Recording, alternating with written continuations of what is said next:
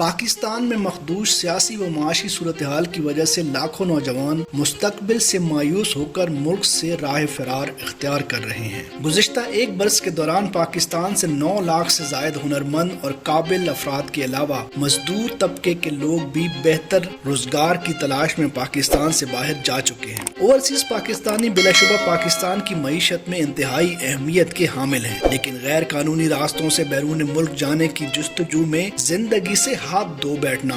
اس معاشرے کے لیے کلنک کے ٹیکے سے کم نہیں۔ گزشتہ ہفتے یونان میں کشتی حادثے کے بعد غیر قانونی انخلاء کا راستہ روکنے کی ضرورت مزید بڑھ گئی ہے۔ رواں برس فروری میں بھی ایسا دلخراش واقعہ پیش آیا جس میں اٹلی جانے کی خواہش دل میں لے کر جانے والے پاکستانیوں میں شامل پاکستانی ویمنز ہاکی ٹیم کی نامور کھلاڑی شاہدہ رضا بھی اچھی زندگی کی آرزوؤں اور تمناؤں کے ساتھ سمندر کی تہ میں ہمیشہ کے لیے سکون کی نیند سو گئی۔ پاکستان سے غیر قانونی طور پر شہریوں کے بیرون ملک کوچ کرنے کا سلسلہ بتدریج بڑھتا جا رہا ہے اور متواتر حادثات کی وجہ سے پاکستان کے لیے مشکلات میں اضافہ بھی ممکن ہے، کیونکہ پاکستان کئی عالمی قوانین کا حصہ ہے اور کئی قوانین پر دستخط بھی کر چکا ہے جس کے تحت غیر قانونی نقل و حمل اور انسانی اسمگلنگ کو روکنا ملک کے اہم فرائض میں شامل ہے۔ افسوس کی بات تو یہ ہے کہ ہمارے حکمران ہمیشہ سانحات پر مذمت کے 2 الفاظ اور پرچم کو سرنگوں کر کے اپنی ذمہ داریوں سے دستبردار ہو جاتے ہیں۔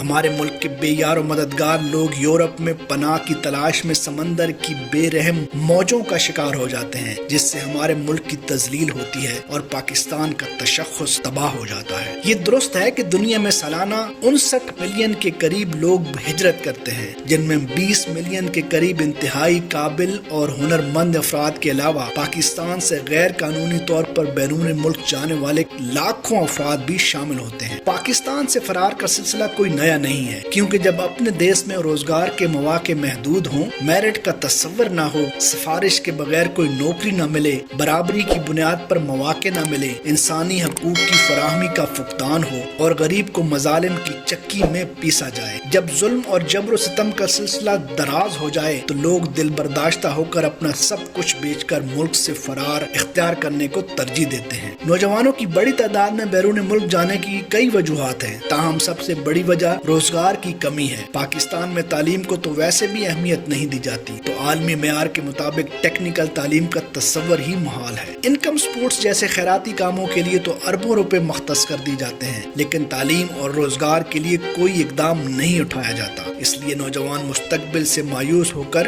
اپنی زندگیاں داؤ پر لگانے میں بھی تیار ہو جاتے ہیں۔ یونان میں المناک حادثے کے بعد ماؤں کی آنکھیں آنسو بہا بہا کر پتھرا چکی ہیں۔ بہنیں اداس اور ویران چہروں کے ساتھ بھائیوں کے راستوں میں پلکیں بچھائے بیٹھی ہیں۔ بوڑھے باپ نوجوان بیٹوں کی لاشوں کو دیکھنے کے لیے پہاڑ جیسا حوصلہ پیدا کرنے کی کوشش کر رہے ہیں۔ پاکستان کا کوئی شہر ایسا نہیں ہے جہاں اس وقت سوگ کی کیفیت نہ ہو۔ تعلیم و ہنر رکھنے والوں کے لیے تو قانونی طریقے سے باہر جانے کے کچھ اسباب پیدا ہو جاتے ہیں، لیکن جن کے پاس تعلیم یا ہنر کی سند نہیں ہوتی وہ ایجنٹس کے ہاتھ لگ جاتے ہیں، جہاں سے لالچ اور زیست و موت کا ایک خوفناک کھیل شروع ہو جاتا ہے۔ آگہی نہ ہونے کی وجہ سے نوجوان ایجنٹس کا آسان شکار بن جاتے ہیں۔ ایجنٹ 25 لاکھ کے قریب رقم لے کر نوجوانوں کو موت کے حوالے کر دیتے ہیں۔ لیبیا میں سفارتی ذمہ داریوں کی ادائیگی کے دوران راکم الحروف نے مشاہدہ کیا کہ معمر قذافی کے دور میں لیبیا میں انسانی اسمگلنگ کی وبا کافی حد تک کنٹرول میں تھی، لیکن وقت کے ساتھ ساتھ پاکستان میں بھی انسانی اسمگلنگ میں ملوث مافیا زیادہ طاقتور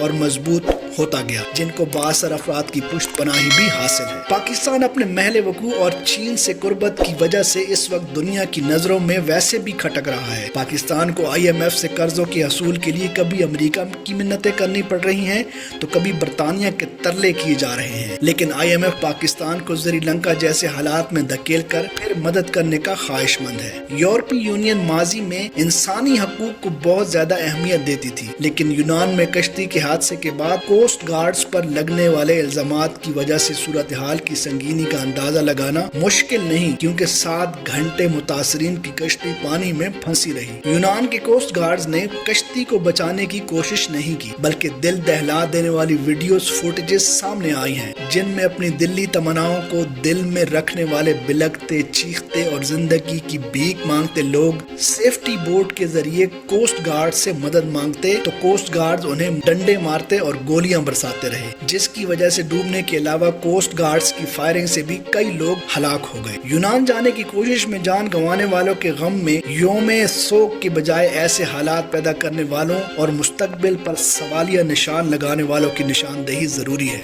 क्योंकि इस हादसे के लिए एजेंट्स के साथ साथ वो लोग भी जिम्मेदार हैं जिन्होंने मुल्क में रोजगार की राह में ऐसी मुश्किलात पैदा की कि नौजवान मायूस होकर जिंदगी दाव पर लगाने को भी तैयार हो जाते हैं। इस हादसे पर हमने सबक सीख कर अपने मुल्क में नौजवानों के लिए रोजगार के मौके ना पैदा किए तो हमारे नौजवान इसी तरह समंदरों की बेरहम मौजों में जिंदगियां गंवाते रहेंगे और अक़वाम आलम में पाकिस्तान की जग हसाई होती रहेगी। हुकूमत पाकिस्तान का ये फर्ज है कि तमाम बैनुल अक़वामी मुआहदों को बरूए कार लाते हुए मुतल्लिका ममालिक पर दबाव डाले ताकि गैर कानूनी इंसानी स्मगलिंग के रास्तों पर इस मकरूह फेल में मुलव्वस कारकर्दों को भी पकड़ा जाए और इस सिलसिले में office of economic coordination and development को मुतल्लिका ममालिक में मुनज़्ज़म जराइम, ऑर्गेनाइज्ड क्राइम के सदेबाब के लिए अपना किरदार अदा करना चाहिए। आज की वीडियो में इतना ही। अगर वीडियो पसंद आई है तो लाइक, शेयर और कमेंट जरूर करें। मेरा चैनल सब्सक्राइब करें।